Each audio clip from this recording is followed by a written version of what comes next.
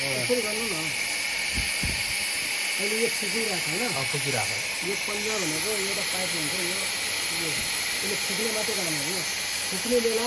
त्यसले समाउँदैन यसले छोड्छ यसमा सकर छैन अब कसरी गर्नु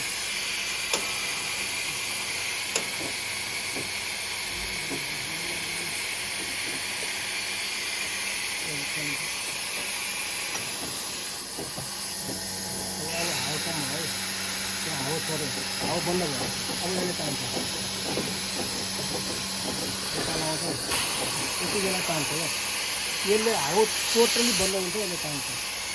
एउटै हावाले दुईवटा काम हुन्छ त्यो काम चाहिँ सबै त्यो कम्प्रेसरको काम यो सक गर्दाखेरि यो माथि आफै जाँदो रहेछ है यही हेर्नु यही बुझ्छु मेन त्यही सक गऱ्यो भने यो माथि जाँदो रहेछ आफै यसको मेकानिजम केही छ कि जस्तो लाग्यो कि मलाई होइन छैन रहेछ कि तपाईँको सक गऱ्यो भने यो आफै माथि जाँदो रहेछ कि